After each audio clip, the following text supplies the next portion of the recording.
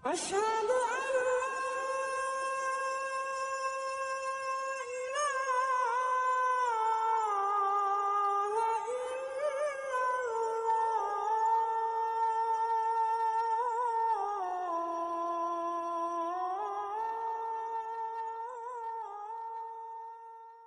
Dulu pernah rencana nggak jadi umat Nabi Muhammad?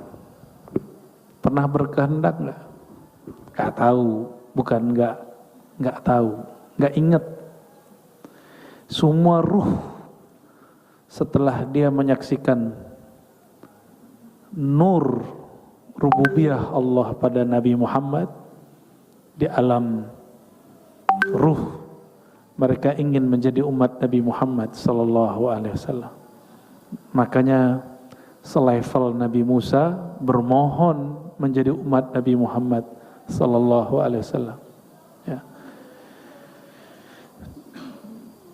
Dan kita telah menyebutkan khasais ammah. Jadi ada keutamaan umum, nanti ada keutamaan khusus. Ini masih keutamaan umum. Keutamaan umum ada beberapa, ya, kita sudah bacakan kemarin 4 Pak ya, yang mencatat. Yang pertama itu raf'ul isr, diangkatnya beban-beban berat di masa-masa umat-umat terdahulu dan tidak berlaku di umat ini. Saya tidak usah ulang, silakan ikuti, mungkin masih ada rekaman kajian lamanya ya. Yang kedua, di antara semua umat yang mendapat anugerah rahmah yang khusus, rahmah kasih sayang yang khusus, itu umat Nabi Muhammad sallallahu alaihi wasallam. Dan yang ketiga, ja'alahum ummatan wasata. Allah jadikan kita umat wasata. Kita ini bukan umat pertengahan secara time waktu. Tapi wasata itu artinya umat pertengahan secara sikap, akhlak, dan ajaran. Maka aneh jika masih ada orang-orang saklek, ngaku umat Nabi Muhammad tapi saklek, apapun mazhabnya, apapun alirannya. Ya. Saya ngira cuma ahli fikih dulu yang saklek sebagian. Ternyata ada juga orang bertorikot, bertasawuf, ngakunya saklek juga. Ya. Jadi ketika dulu kita menyampaikan bahwa hakikat itu asal, syariat itu furu, cabang, maka syariat mengikuti asal. Itu banyak yang protes karena nggak ngerti, ngakunya pembaca kitab tasawuf. Tapi ya sudahlah, karena kita tidak mau banyak polemik, karena debat itu bukan salah satu karakter umat Nabi Muhammad, itu karakter Bani Israel. Kita nggak usah debat, ya, baca aja lah kitabnya, ya. Jadi ketika saya mengatakan asy-syari'atu tabi'atun lil haqiqah, itu enggak salah, sesuai dengan perkataan itu. Nah, sikap moderat kita nanti akan menumbuhkan yang inti itu hakikatnya. Nah, syariat itu nanti akan mengikut. Ya. Karena sudah begitu, maka yang keempat, yusur syariah al-Muhammadiyah, kemudahan syariat Nabi Muhammad sallallahu alaihi wasallam. Jadi jangan lagi ada yang saklek. Tapi bukan berarti kita tidak pendirian. Kita pendirian. Untuk akidah kita tiada tawar-menawar. Tapi ungkapan kita tidak tawar-menawar bukan berarti kita tidak toleransi, bukan berarti kita berdada sempit, bukan. Bukan juga, ya. Nah, yang kelima, ini pada pagi ini, insyaallah. Sebelumnya, mari kita kirimkan Fatihah kepada murid-murid beliau yang menjadi guru saya, yang saya mengambil sanad kitab ini. Ada yang masih hidup, ada yang sudah meninggal, ya. Dan yang khususnya lagi adalah pengarang kitab ini, Abuya Sayyid Muhammad bin Alawi Al-Maliki Al-Hasani. Al-Fatihah.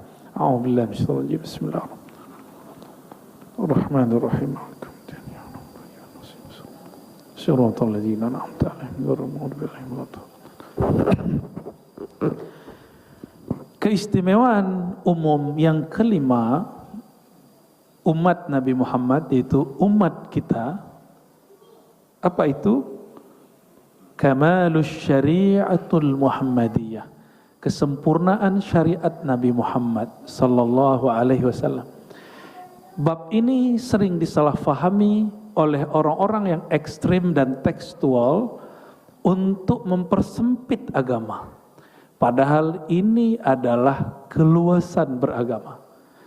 Coba kalau dibacakan sempurna, ayat apa yang paling sering teringat? Surat Al-Maidah ayat berapa? Al-Yauma Akmaltu itu ayat berapa? Ayat 3. Itu ayat panjang, turun 3 kali dan terpisah-pisah. Bagian pertama, pertengahan, terakhir. Digabung jadi satu. Al-Yauma Akmaltu lakum dinakum, ya. Wa atmamtu alaikum ni'mati wa raditu lakumul Islam madina. Coba perhatikan. Hari ini, kata Allah, ini turun tahun ke-10 Hijriah. Al-Yaum, hari ini berarti tahun ke-10 Hijriah. Akmaltu lakum, aku telah sempurnakan bagi kamu dinakum, dinmu, agamamu yang sempurna. Aku sempurnakan nikmatku, aku ridhoi Islam sebagai agama. Coba hati-hati. Din itu mencakup Islam, iman, ihsan. Ini telah disempurnakan. Apa kata kawan saya pakai hadis ini, pakai ayat ini? Agama udah sempurna, gak usah ditambah-tambahi. Gak nyambung. Ya, dulu gak ada burdah-burdahan. Ngapain sholat-sholawatan? Agama udah sempurna. Agama sempurna, akal ente belum sempurna. Ya, kita gituin ya kalau ada orang ngomong begitu. Ya, gak ada, ini bid'ah. Agama sudah sempurna. Ayat ini tidak berkaitan dengan bab bid'ah. Ayat ini berkaitan dengan misi Rasulullah telah selesai. Jadi kalau sahabat faham bab ini nangis. Abu Bakar nangis. Sahabat-sahabat yang mengerti nangis. Ibnu Abbas mengerti dan mereka menangis. Kenapa? Misi Rasulullah selesai, berarti beliau akan berpulang ke hadirat Allah Subhanahu wa taala. Kita, orang tua kita, anak kita, sahabat kita meninggal, guru kita meninggal, kita sedih, Pak. Bagaimana jika yang meninggal Rasulullah sallallahu alaihi wasallam? Sahabat sudah ngerti, dan yang paling mengerti Sayyidina Abu Bakar As-Siddiq radhiyallahu taala anhu. Begitu juga putrinya Sayyidah Fatimah. Karena Sayyidah Fatimah Nabi lah yang ngasih tahu. Nabi yang kasih tahu. Saya akan berpulang, habis itu kamu. Ya. Kalau antum dikabarin gitu gimana? Nyesel nanya ya. Ya. Jadi yang sempurna agamanya, pemahamannya belum tentu sempurna. Ya. Coba antum lahir udah ngerti agama belum? Belum. Coba tahun-tahun kemarin ngerti agama enggak? Beda mungkin. Sebelum pandemi mas, setelah pandemi beda. Berarti yang belum sempurna apa? Pemahaman kita, agama ini sudah sempurna. Tapi kita lahir, kita nggak kenal agama. Maka kita nggak boleh menghukumi orang yang sekarang terlahir dan di keluarganya beragama Kristiani, Hindu, Buddha. Status kita sama awal lahir. Bedanya dia lahir di lingkungan seperti itu, kita lahir di lingkungan Muslim. Tapi jangan sampai kita berakhlak sama seperti mereka dulu berakhlak. Maka saya memandang semua orang itu berrahmah insyaallah. Inilah makna Bismillahirrahmanirrahim. Memandang semua makhluk dengan Rahman, Ar-Rahim, dan semua orang mukmin dengan Rahim. Itu dua hal yang berbeda. Kita wajib mencintai semua makhluk, ya. Hatta orang yang mengkafir-kafirkan kita, yang mensyirik-syirikan kita, kita harus memandang dia dengan rahmah. Kita pengertian, oh mungkin nggak nyampe maksud kita apa, yang dia pahami apa. Beliau kan korban juga nih ya.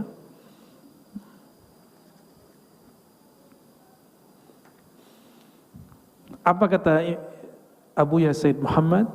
Hadza i'lanun sharih min al-haq tabaraka wa ta'ala bi ikmalil aqidah wa ikmalis syariah.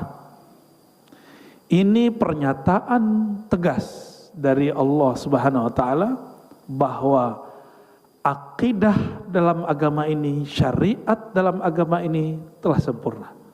Ya. Baik dulu, sekarang atau nanti, agamanya sempurna, tapi lagi-lagi pemahamannya belum sempurna. Ya.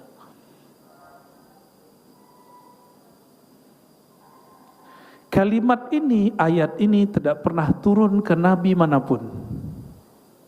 Tidak pernah turun ke Nabi Musa, tidak pernah turun ke Nabi Isa. Itulah sebabnya syariat Nabi Musa masih diperbaharui oleh Nabi Isa. Sedangkan syariat Nabi Muhammad tidak boleh diperbarui. Yang diperbaharui cuma fikihnya, pemahamannya.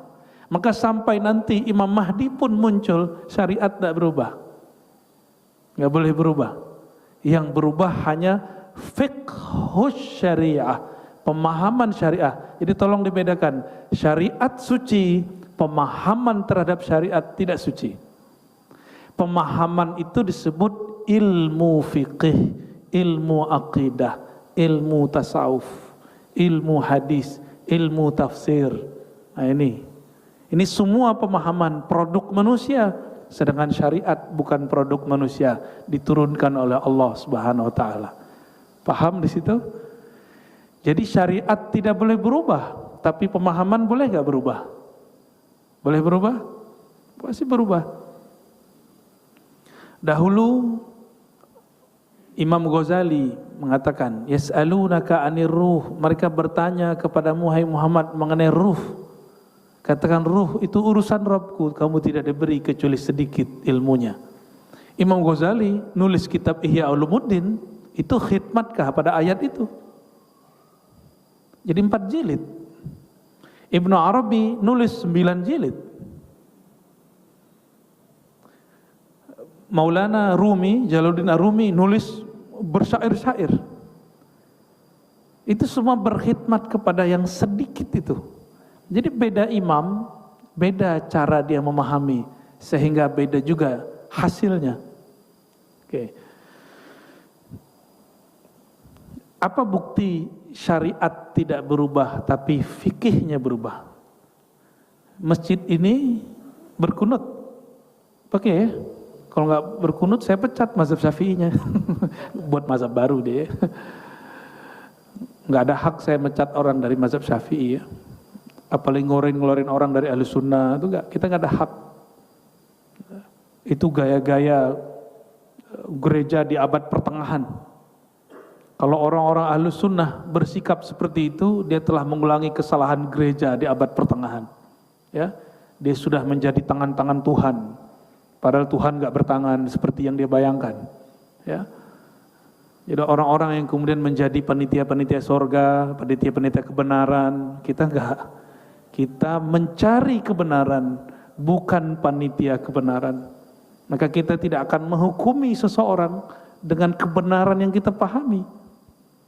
Karena kita juga berharap, jangan-jangan nanti meninggalnya enggak dengan ngaji begini. Meninggalnya pakai akidah yang batil. Jadi jangan sok-sok suci lah ya. Dan ini kepada semua kelompok, mau Ahlus Sunnah, Asy'ariyah, Maturidiyah, apapun alirannya, bertorikotkah dia, tidak bertorikotkah dia, zuriat Nabi kah dia, bukan zuriat Nabi kah dia, NU kah dia, Muhammadiyah kah dia, sama aja ya. Saya melihat fenomena ini begitu. Jadi setiap kali ada orang jadi mayoritas, dia menjadi tangan besi. Beda sama dia sikat. Na'udzubillah min dzalik.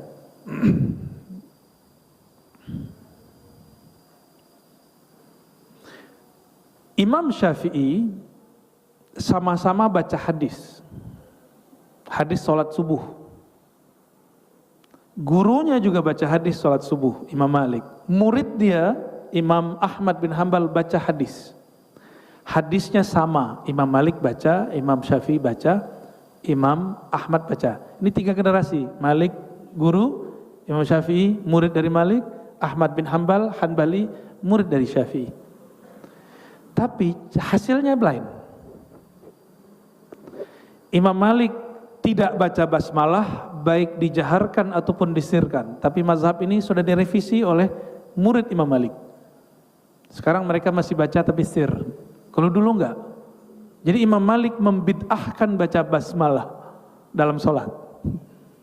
Hadisnya sama loh. Imam Syafi'i mengatakan enggak, justru bismillah wajib dikeraskan karena bismillah bagian dari Al-Fatihah. Imam Ahmad balik lagi, dibaca tapi disirkan. Syariatnya apa? Fatihah bagian dari rukun sholat, itu syariat. Cara bacanya disebut fikih. Paham?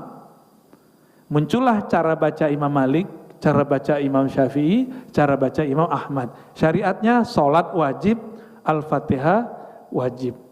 Coba perhatikan lagi.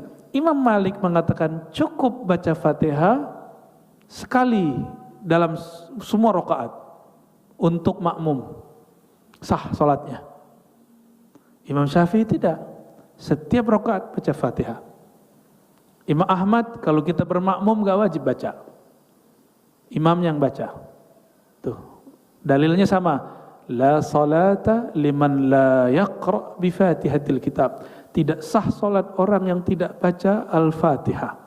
Hadisnya sama, tapi fikihnya berlain. Mulai paham? Maka fikih itu produk manusia berdasarkan hadis Nabi atau ayat-ayat suci.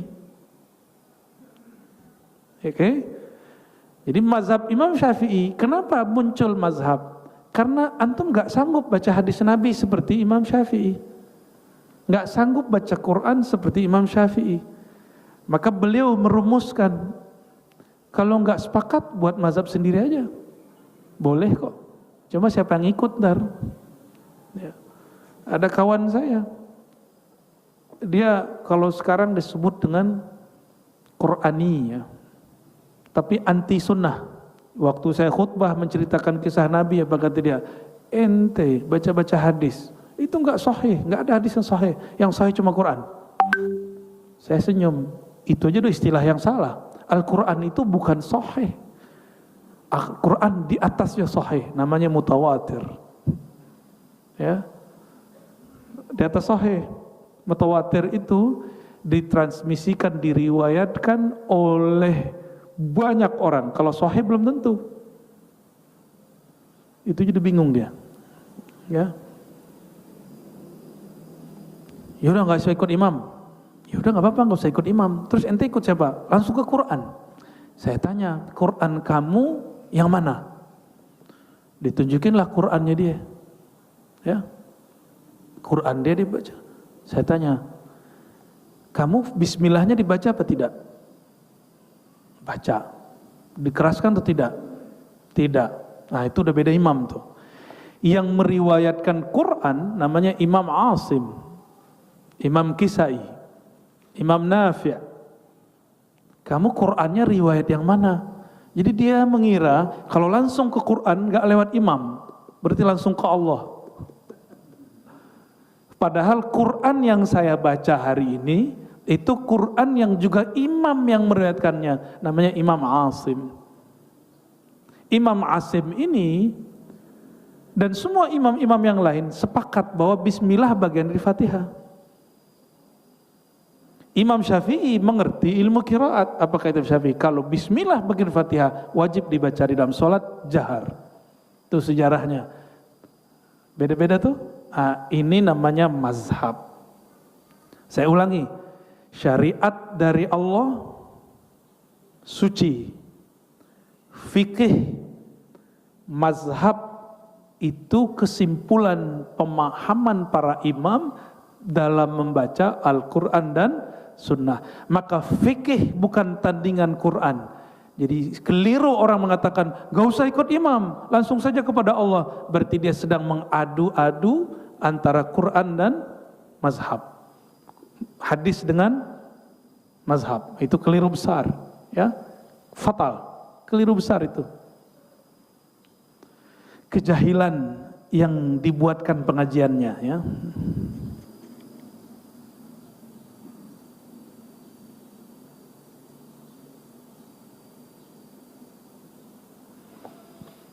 Lalu ayat ini bermakna bahwa syariat Nabi Muhammad sallallahu alaihi wasallam berlaku untuk semua suku bangsa. Jadi agama yang agamanya turun kepada semua suku bangsa cuma ajaran Nabi Muhammad sallallahu alaihi wasallam. Nabi Adam bagaimana? Nabi Adam istrinya cuma Sayyidatuna Hawa yang kita tahu. Enggak tahu ada istri yang lain apa enggak. Apakah ada istrinya di kalangan jin? Saya nggak tahu ya. Belum ketemu riwayatnya. Oke, ketemu riwayatnya nggak? Nabi Adam punya istri jin gitu. Aneh belum ketemu juga soalnya. Soalnya ada yang ngaji begitu sekarang ya. Kalau dia punya data silakan, nggak ada masalah. Tapi kalau nggak punya data jangan mengada-ada terhadap baginda Nabi Adam alaihissalam.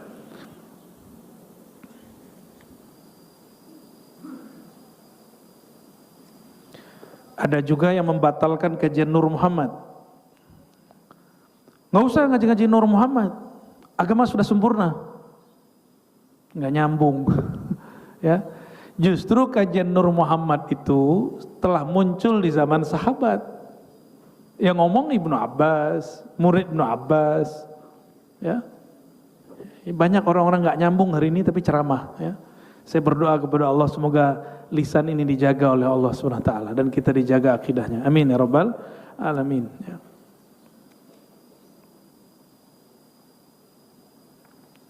Berdasarkan itu semua, tatajaddad fiqhus syariah wala tatajaddadu syariah. Ya. Ya tajaddadu fiqhuhu wala tatajaddad syariatuhu. Gitu kira-kira kalau diungkapkan. Berubah, berkembang pemahamannya, tapi ayatnya itu saja. Paham ya di situ? Oleh karena itu, penghukuman terhadap bid'ah itu bagian dari fikih atau syariat. Saya menilai ini bid'ah, itu fikih atau syariat? Fikih. Dulu orang mengatakan ini bid'ah, sekarang bisa jadi nggak bid'ah. Ya, zaman dulu sholat pakai baju batik kayaknya ribet deh ya. Khotib pakai batik banyak yang ngulang sholat pakai, bener ya? Zaman-zaman saya masih kecil tuh. Sekarang malah hari Jumat pakai batik, khotibnya pakai batik.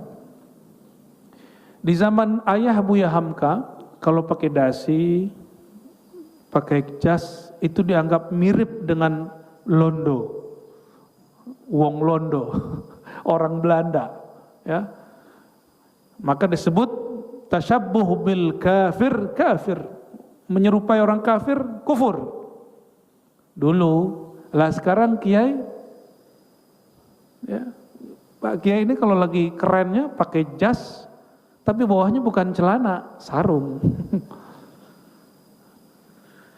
Dulu dianggap bid'ah, dianggap haram, sekarang orang biasa aja. Berarti pemahaman terhadap bid'ah akan berubah, berkembang. Tapi dalilnya tidak akan bertambah, tidak akan berkurang. Ya, la yazid wa la yankus. Karena dalil suci, pemahaman dalil yang tidak suci. Dari dulu orang membid'ahkan sesuatu pakai dalilnya apa? Kullu bid'atin dhalalah wa kullu dhalalatin finnar. Itu aja sampai mulutnya sudah bengkak ya. Man ahdatsa fi amrina hadza ma laysa minhu fawarat. Kenceng banget kalau baca hadis ya. Siapa yang membuat hal-hal yang baru dalam agama ini tertolak. Hadisnya benar, pemahaman ente enggak benar. Nah, kita selalu membedakan yang mana yang suci, mana yang tidak suci. Mengkritik Nabi itu nifaq, kemunafikan, bahkan bisa kufur. Tapi mengkritik pemahaman orang terhadap Nabi itu wajib ada. fardu kifayah. Kalau nggak ada, nggak berkembang syariat ini ketika dipahami. Orang akan saklek, dikira syariat itu saklek, padahal yang saklek pemikirannya. أشهد